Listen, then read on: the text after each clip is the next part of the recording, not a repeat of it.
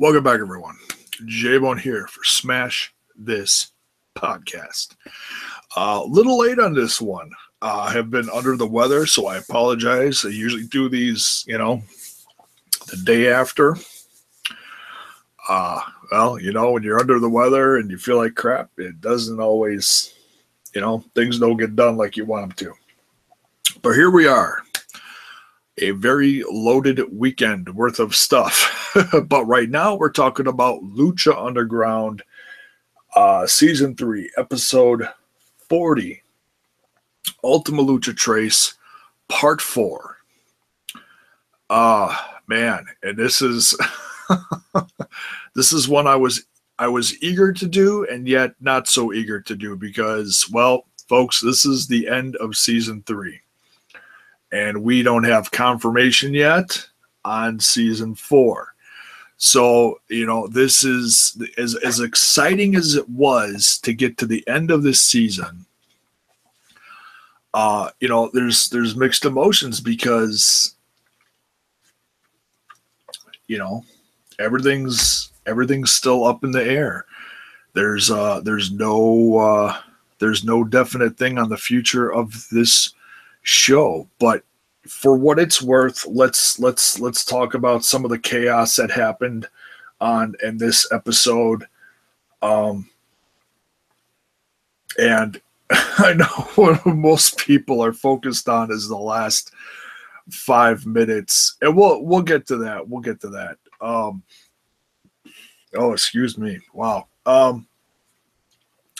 This show started out with a cage match between Matanza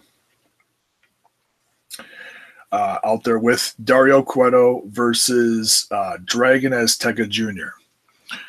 Now this this episode brought a conclusion of sorts, wrapped up a lot of things as far as storylines that have gone on over the course of this season, and even stuff going on seasons ago as far as the evolution of characters and stuff. So,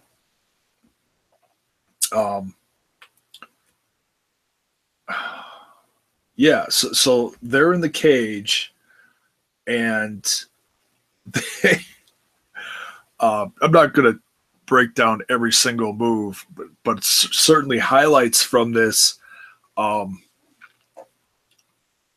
Just the way the match starts out with Dragon Azteca Jr. doing the moonsault off the top of the cage onto Matanza. Just from start to finish was just awesome. To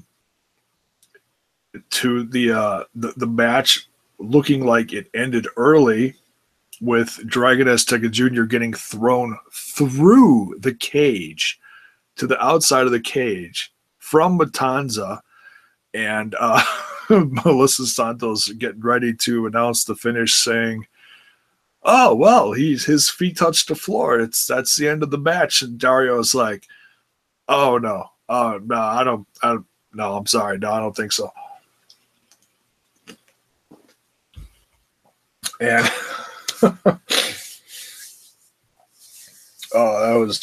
that was one of the highlights of the show, seeing Dragon Azteca getting thrown through the cage. What was better, or I should say, who did it better, Dragon Azteca Jr.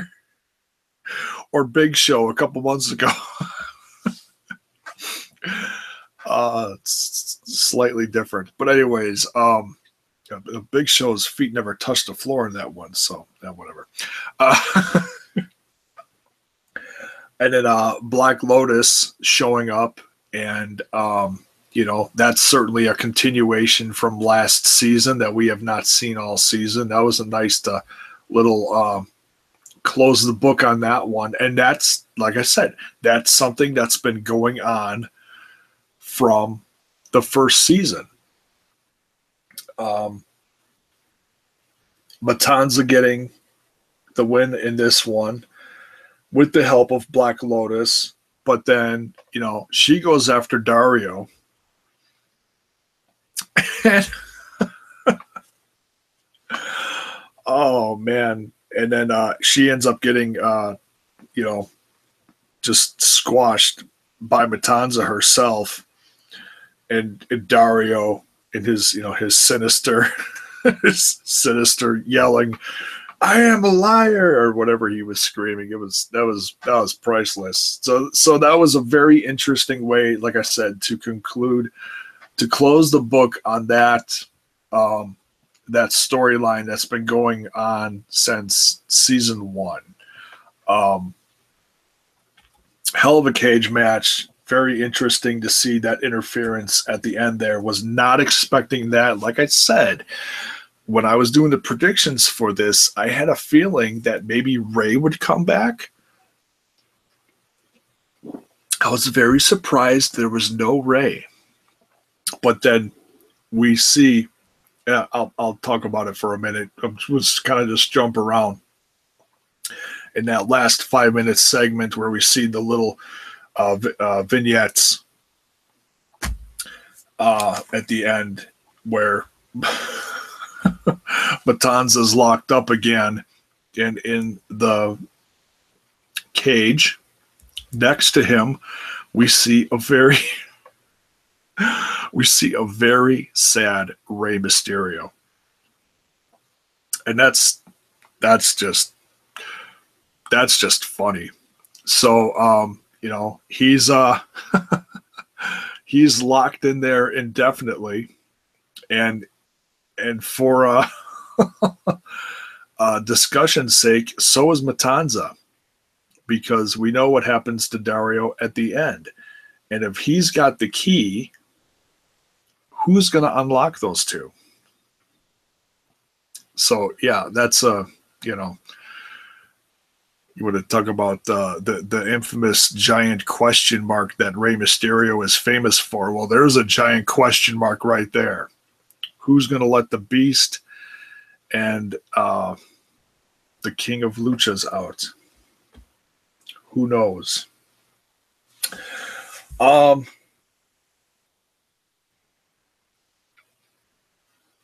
What's next here? Okay, this is probably my favorite, and this was really hard because the whole episode, the whole 2 hours, was absolutely insane with action. But my favorite probably would be this middle match. It became an elimination match, but Jeremiah Crane versus Cage versus Mil Muertes, to see who is going to get this gauntlet, because that has been one of the big storylines going throughout this season, was this claw. Who is going to get it? Someone going to die to get it, or and well, we've seen some people die along the way. Look what happened to what the heck is his name? Lamas. Delgado? Was that his name? I think that was his name. D.A. Delgado or whatever. Or Councilman Delgado. So the fight for this power and the blood. Oh my God. Crane's bleeding everywhere. Completely. I mean, yeah, he probably gigged himself underneath the mat. In fact, I think if you look very closely when one of the suplexes is going on, you see him like underneath the mat getting stuff and doing something. But nonetheless, it was, then he starts, slapping himself and the blood's going everywhere. And it was just, wow. It was, I have no words. It was just blood everywhere. And then there was blood on the table and blood on everywhere else. And it was just one giant gory mess. It was magnificent. One of the best couple of the best spots, Mil Muertes doing a crossbody off the top rope to the outside on Cage and Crane. That was sick. That's something you do not see Mil Muertes do much. He's a big guy. You don't see him fly a lot, but he's that good. He can do it, you know. He's talented in that way, just like, you know, Crane or the Mac, you know, any of those big guys here. They fly all over the place. They don't care. What else here?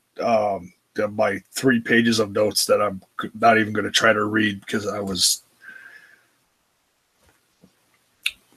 cold medicine. That's all I got to say is cold medicine.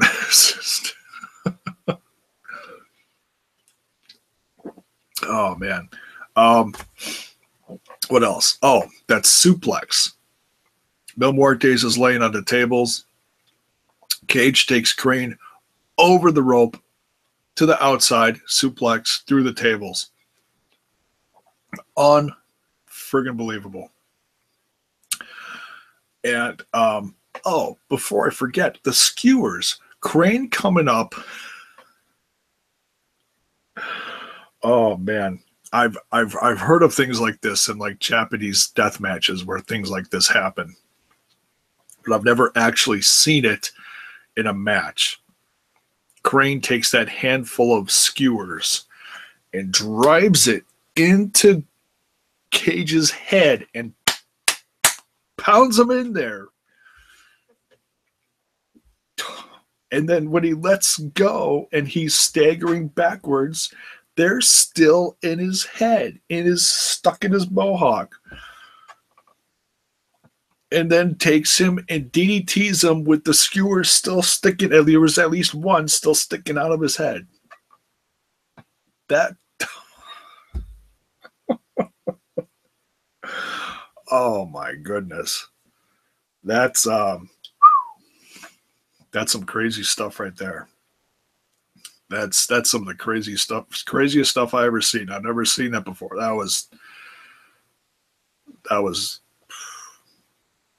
mind blown on that one completely.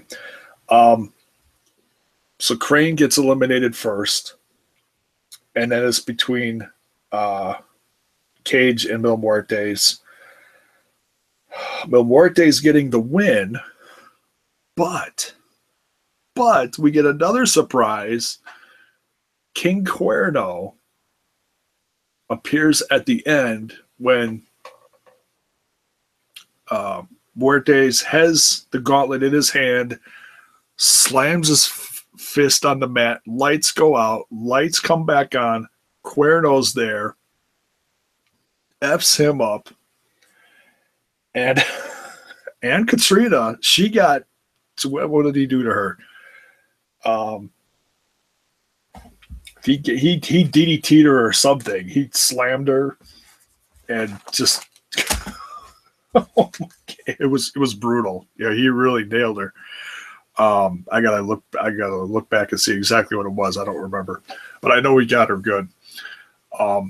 Takes the gauntlet, puts it on, walks up the steps, and leaves. So Mil Muertes wins, but Cuerno is in possession of the gauntlet, which just screws up any plans anyone had for gaining power or whatever. And Cuerno, at the end, doesn't even have it on. He's in his trophy room or whatever you want to call it. And it's under glass. So he's in possession of it. He's got all this power, and it's just harnessed, but he's not using it. Or maybe he can figure out a way to use it and not wear it. I don't know. But if and when season 4 happens and he's included in this, it's a hell of a bargaining chip. That's all I got to say about that. What's next here?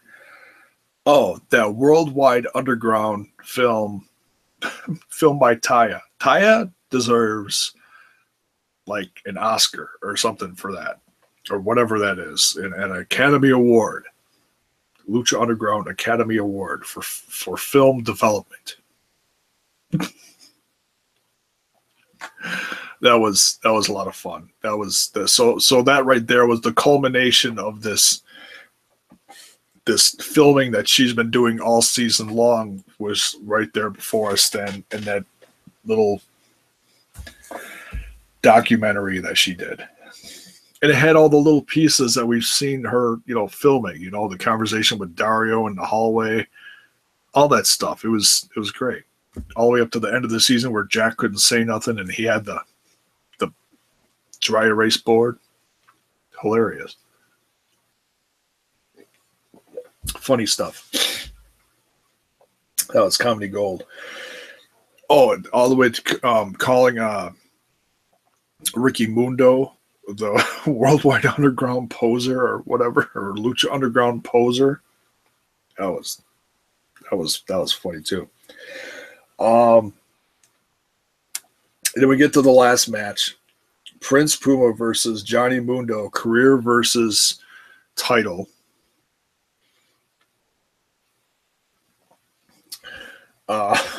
Complete with ref Marty Elias going down. And if he didn't come out, Mundo didn't come out there with the Worldwide Underground initially. And part of me really wanted Mundo to do this to either win or lose clean, but this is Ultima Lucha Trace. We got to get everyone in there, and I get that. So, I'm not upset that there was interference, but part of me wanted to see Mundo versus Puma. That's it. Just those two just knocking it out of the park. No interference, no extra nothing. But nonetheless, it was a lot of fun. And Helico comes back, raises hell. And, oh my God. Matt Stryker losing his ever-loving mind throughout this entire 2-hour process. And especially at the end. Especially at the end where Puma... It was almost like a 3D experience. Puma wins and Stryker just... It was like, goal! It was like one of those reactions, He just completely emotional, just being a fan, And the whole time, just Vampiro, just being creepy as hell and not revealing too much, just very focused on what Puma's doing, and because he knows what's coming. He knows what's coming, and I had a feeling it was going to happen, but to see how it all played out was so much fun. To see Puma win, and then he couldn't even enjoy his title win, or he saved his career too, and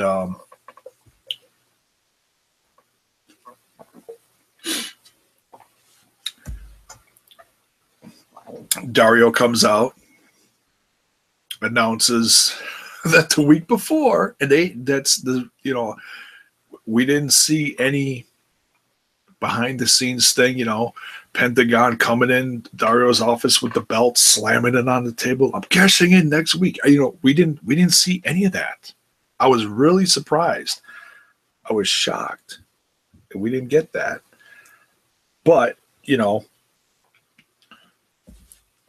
it's probably better that way, that we did not see that coming, because then it is a surprise for everyone there and people at home. So I get that. I'm good with that. It just would have been, that's what they do, they do those little office vignettes, and I expected it, but nonetheless, Dario announces Pentagon Dark cashing in his Gift of the Gods championship, and then it becomes a career versus career. So you're not just going for the title. If you lose, your career's done. So Puma's got to fight for that again and defend the championship. And and at this point, just watching the crowd, watching the match, listening to Matt Stryker, and you just completely drained at this point. I wanted to do a review so bad that night, and I couldn't. Number one, I wasn't feeling good. Number two, just after watching all that, I was gonna have to watch it again just for all of it to just to absorb everything and watch it again, because as it was happening, it was just insane. It was absolutely nuts.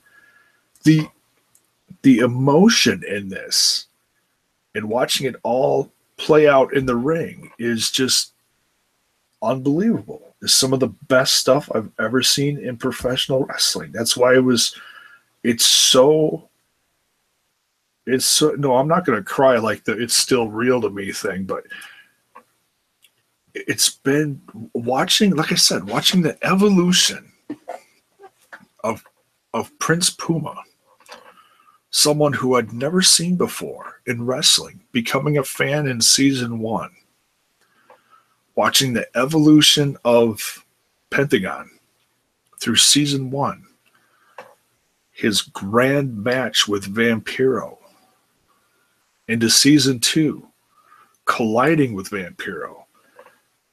And at the end, season 3, Vampiro turning on Puma. Just, like I said, the evolution has just been incredible. Some of the best professional wrestling storylines that I've seen forever. So much fun. So yeah, you wanted Puma to win, or maybe you didn't, but you also, if you became a fan favorite of Pentagon throughout the last few seasons, watching his rise, because when he started out, he was just like this pissed off guy that was breaking arms, and he was kind of like one of those mid card guys where you're like, what else you got, and to see him evolve over 3 seasons and finally now becoming Lucha Underground champion, and the alliance with Vampiro, and that look on Vampiro's face at the end, that evil grin, just, oh my God. There's not too many people that in professional there's not too many people in professional wrestling where you can look at and legit be spooked by, because it's like, look at, yeah, he's great, we hate him. And then Vampiro gives you that look that where he's just standing there, hands folded, and he's just staring. That creepy grin with the half moon eyes. Just, oh my God. Yeah, Vamp's gotten a lot of crap over the last several months for what's been happening down in AAA, but man, this just makes me fall in love with this character all over again. And it's been what? A year and a half since this has all gone down, and we're waiting patiently on season 4, and crazy. So let's talk about, so Pentagon is champ. Let's talk about that last 5 minutes, because that's some of the most critical cliffhanger / pivotal conclusions to all 3 seasons. We see Puma walking away, bad arm, and they never show his face, which is, he's a luchador and he's taken off his mask. So that's, in the whole mindset of losing your mask and walking away and stuff like that. That's actually really cool that they didn't show his face. I mean, we all know who that is, but for kayfabe purposes, takes off his mask, walks out of the backstage area. Before he does that, he takes off his mask and he drops it, and then they zoom in on the mask. Wow, talk about some drama there. Jeez Louise. I actually saw online today before I did this some little boy's reaction to Puma losing, and he was probably, I'm guessing, 6 or 7 years old, and he was all welled up with tears and squeaking and crying and almost to the point of snot bubbles. And he's crying to his dad because Puma lost, and Puma retweeted the response to the kid saying, "Hey, tell him to cheer up," which I thought that was really cool of him to do that. It's great seeing, real emotion from fans like that, especially little kids. It's like, you forget sometimes what's, because we've watched so much professional wrestling through our lives, and we get excited for wins and losses and stuff, but we forget what it feels like to be a little kid and to get excited as a kid like that. And it's like you just stop and think about it. It's that's pretty cool. That's a fan for life right there, That's a kid who wants to see Puma come back or something like that. Puma's not coming back. At least we assume he's not. I'm sure they would love to have him back, but nonetheless. So Puma leaves, drops the mask. Great scene there. Okay, let's go down the list here. Cuerno and the Gauntlet. Talked a little bit about that. It's under glass, so he's got the power, but he's not using it. Like I said, he's probably going to use it as like a bargaining chip. As in, hey, this is just off the top of my head. Like, hey, I will turn over the gauntlet to, whoever the next leader is. Because, well, if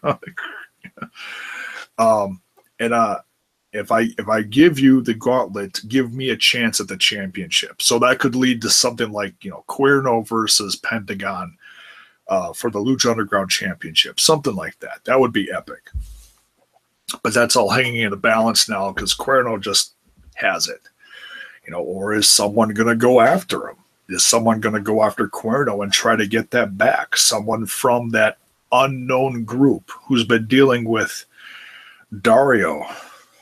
Excuse me. But enough on that. Then we get the little vignette on Sexy Star with fans, photo ops, autographs, whatever. Little girl off to the side comes up to her, hands her a box. Sexy Star's like, "Oh, you cute little princess, you," whatever she says. She's like, "Come here, I'm going to tell you something." Little girl says she is not forgotten, something to that effect. Walks away. Sexy's like, "What the hell?" Opens up the box, big old tarantula or whatever, giant spider, which infuriates Sexy Star. So we never really found out who was coming after Sexy Star. And I have a feeling we're not going to in season 4, if there is. But in my head, this is how I'm putting this in my head. The way I look at this, whether it's right or wrong, to me, it symbolizes Taya finally got the one up on Sexy Star. That's me. That's how I look at that. Until we see something different, that's what it means to me. So that's it for that. But yeah, that was funny. What else here? Masquerita Sagrada telling the Rabbit Tribe, the three from the Rabbit Tribe, I'm not the White Rabbit, but I can take you to him. And they're like, oh, okay. So he's like, yeah, follow me. And they walk off, and there's that. So we're going to see some giant deranged looking white rabbit. I don't even have a clue what could be in store for that. So I'm just going to leave that there. But nonetheless, that was funny. Melissa Santos leaving with Phoenix, and Phoenix's, what is that, a Firebird or an old 80s Camaro? Whatever it is. It's awesome. And this is one of the big questions I have. As they show her in the car, the camera focuses on something behind Melissa on the driver's side back window. Something's in the window or on the window, and I've watched it back, I don't know, like 50 times, trying to figure out what the hell is in the window. It's not Katrina. Katrina comes from like another side, right from behind the car, and she's just walking with the stone and doesn't really do anything. And then we see Sami Callihan, and then it goes into other stuff. Who's Sami Callihan? No. Jeremiah Crane. Anyways. But I'm trying to figure out what the hell is in the window. Is it something to do with the moth? I can't tell what it is. I've watched it back 100 times. So if you can tell me what it is, and you know what it is, let me know. Put it in the comments below. What else? What's next here? So they ride off into the sunset. Happy, happy, joy, joy. I'm sure Cage is going to have a problem with that.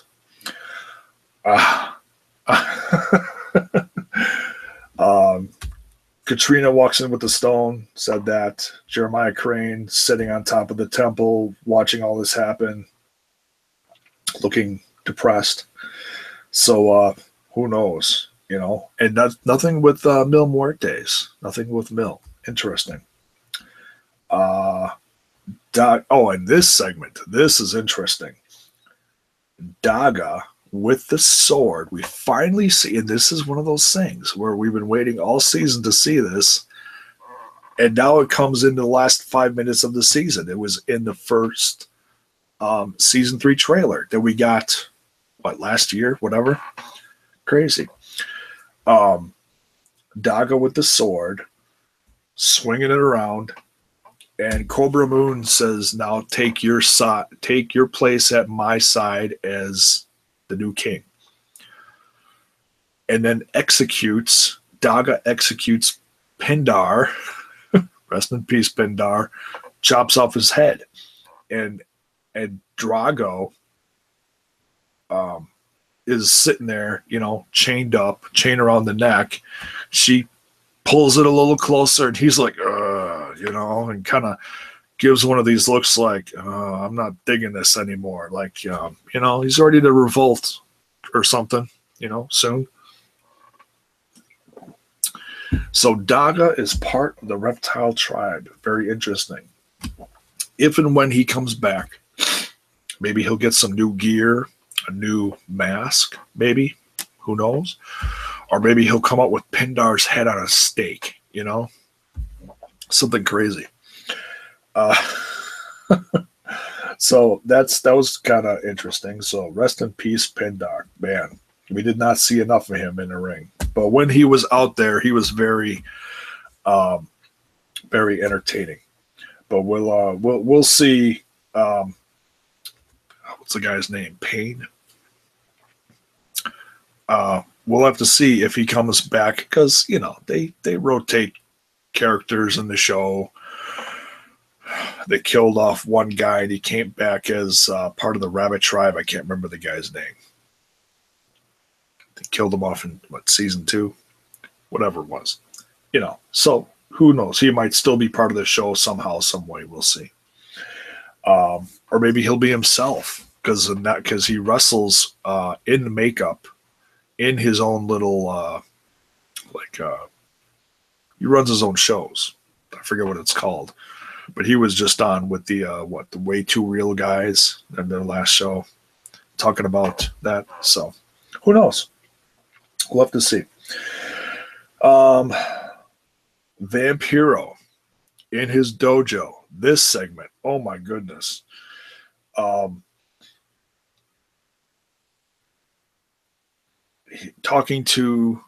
We finally see his master. It's still really, it's still a giant question as to who the master is, or who's under the mask, or who's under the makeup, I should say. Got some giant big headdress, and then, the skull makeup or whatever. So, some different shows I've seen said, we know who that is. Well, I don't know who that is, and it's still going to be very interesting to see how that all plays out, because the short but very interesting conversation they had was, he says that Puma's done, and Pentagon has risen to new heights. And then the master says, and I will make him fall. So what that means, I don't know. I mean, obviously, then Vamp is going to, because of the master guiding him, is going to turn on Pentagon? That's crazy. But, maybe that'll be a thing where Vamp is not cool with that idea and decides to revolt against his master, causing a big feud there. Who knows? That could go a lot of different ways. But nonetheless, it's very interesting, that last little segment with Vamp and the master. And who the master is, I don't know.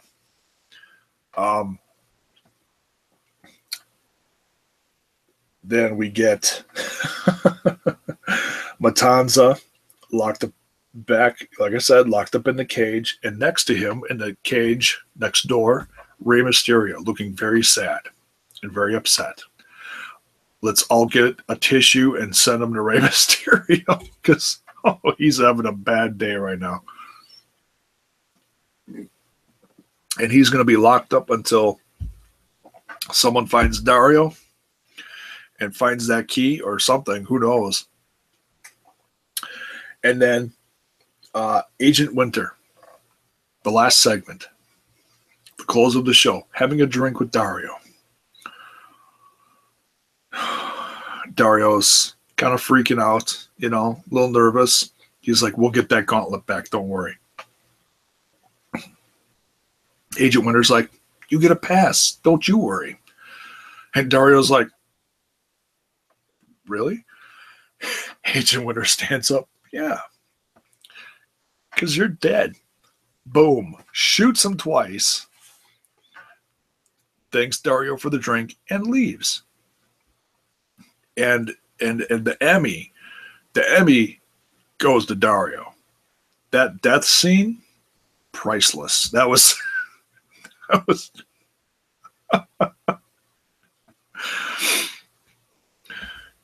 he's like he's out, and then he kind of comes to, and he's choking on the blood, and he's dying, and he can't breathe.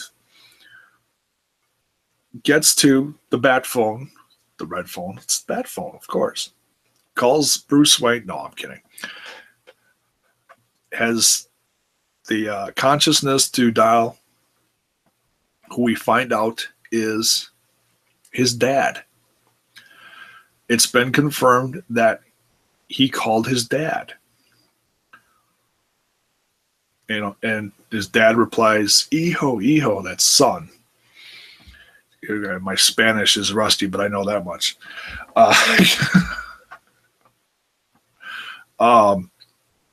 So who is Dario's dad? And number two, how far away is he? And is he going to get there in time to save Dario? But for now, I think we have to assume that Dario is dead. And that ending is just, it's like, oh my God, they killed Dario, one of the coolest characters on the show. And he's gone through so much with Matanza and the exile from the temple, and then the comeback and everything. And wow. And now, I mean, if Dario does come back, I will be shocked. But I feel like this was a grand exit. And we still have yet to see the mystery guy in the limo. Who's in charge of that mysterious group? Now, if they did reveal it, in the back of my head, and I've been holding this in for pretty much all season, since they started revealing these little segments of this mysterious character. I was waiting for them to reveal it, and my assumption was it was going to be Kevin Cross. They did not reveal it, so we still don't know. But that's what I was hoping for. I'm like, oh, it's going to be Kevin Cross, and he's going to be the new big bad guy in the temple. He's coming for that gauntlet and the power and the championship and everything, and that's going to be season 4. We don't know. So let's get that season 4 rolling. let's pray to the lucha gods above, the the awesome wrestling gods, and pray that there's a season 4, because man, this is a great show. It's so much fun. The wrestling, the storylines, the rivalries. I mean, how many people got introduced to so many cool professional wrestlers and got wrapped up in the storylines over the course of these last 3 years, you know?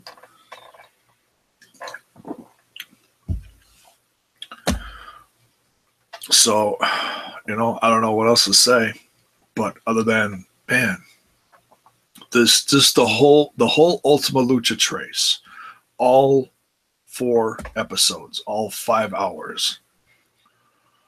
Some of the best matches, wrestling, some of the most chaotic segments and action and violence. Just unbelievable. It made me proud to be a fan of professional wrestling and this show in particular, because there's nothing else like it. There's other, you know, people trying to take little bits and pieces and do stuff, which is, you know, hey, you know, they say imitation is what the biggest. Oh, what the hell is that saying? Imitation is flattery, something like that. You know what I mean? So that's going to be it for this. We'll wrap this up. I'm exhausted just talking about it and thinking about it. I still have to catch up on this week's, now last week's Impact Wrestling. We're winding down the road to Bound for Glory, see what's going on there. So I'm going to try to get in a review for that. We got TLC tonight. Holy crap. I'm probably not going to watch it live. Walking Dead's on too, and if you know my channel, you know I love The Walking Dead. A review for that will be coming within the next few days. Going to try to set that up with Sam Styles, because I love doing those reviews with him. So if you're a fan of The Walking Dead, keep an eye on the channel for that. So thank you for watching. Yeah, like I said, I hope the show is not done. The wheels are cranking. The producers are working on it. They're trying like hell to get this done. It's been a year and a half. we'll shoot for next year. And that's all we can do is hope as fans. The Lucha Underground fans of the temple, and everything involved with it. So, but I will be keeping a very close eye on social media, articles. There's some podcasters that have an ear to the ground, so to speak, and they know stuff that's going on, and I'll be keeping a close eye on them to help report stuff as well. So, till then, yeah, all we can do is hope that this isn't the end and that there is a season 4 somewhere very soon around the corner. Thank you for watching. Ring that bell for notifications. Ring that bell. Give it a like. Give the channel a sub. Share with your friends. And we'll see you. I don't know what I'm going to talk about next on here. It might be either the Impact, or I might maybe skip that one because I'm just trying to catch up with stuff. I don't know. But we're definitely going to be talking about TLC. Not going to do predictions because, well, that would have been thrown out the window with all the changes going on. Who knows what the hell is going to happen tonight? But I'm going to be very curious to see. Let's just hope and pray that Kurt Angle doesn't die. Okay, right? Oh my goodness. So yeah, wrapping it up. Thank you so much for watching. We'll see you real soon for the next one.